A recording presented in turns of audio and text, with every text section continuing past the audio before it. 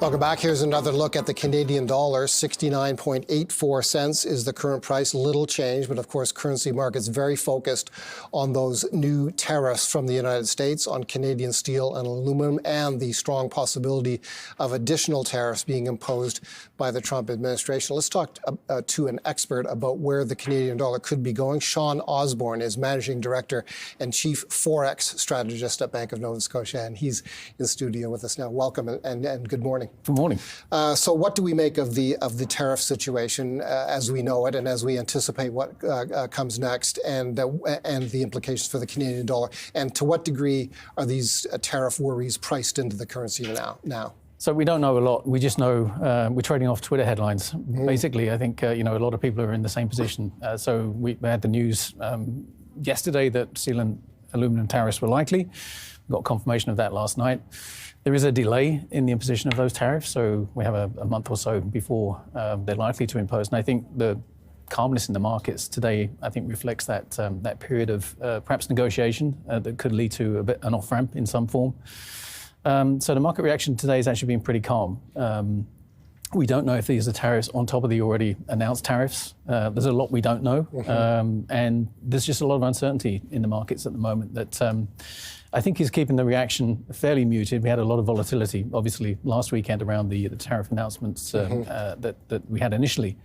And I think the reflection or the volatility that we saw reflected in the CAD over the past few days generally suggests that quite a lot of bad news is probably already priced in. Interesting. It's difficult to say, but I would guesstimate that somewhere in the region of a tariff regime, probably in the region of 10 to 15%, is probably already reflected in the CAD at this point. Do you and your colleagues at Scotia believe that there will be a so-called off-ramp, that's a phrase that you just used, and this will settle down into something resembling free trade again? Well, we just don't know. I think the experience of the last week has told us to kind of prepare for the worst, hope for the best at this point.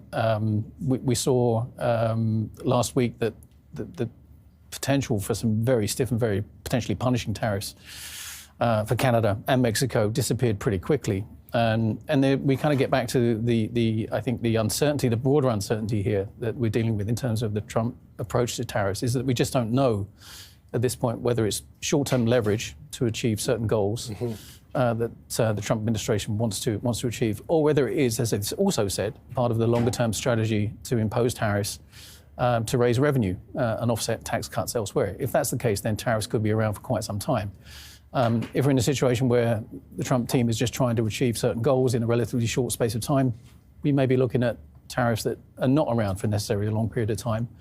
And we can hopefully get back to free trade pretty quickly, but we just don't know at this point. Will this be the chief influence on the Canadian dollar for a while now? Will the Canadian dollar be very sensitive to headlines on this tariff topic? Because until now, the dominant influence on the currency has been the rate differential between the two central banks. Yeah. Is the tariff thing elbowing that aside? I think from a short-term point of view, we're very sensitive to headline risk at this point.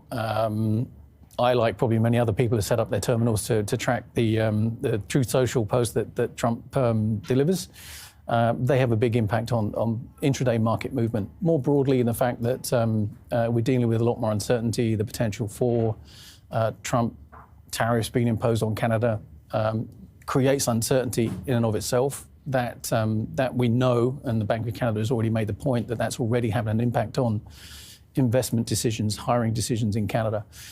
So it slows growth, and it tilts the risks towards probably a little bit more easing from the bank in the not too distant future. Maybe not in March, because still a lot of uncertainty, I think, in the short run here. But maybe before the middle of the year, the bank may decide that the Canadian economy needs a little more support. So the background story of wide interest rate differentials is still there.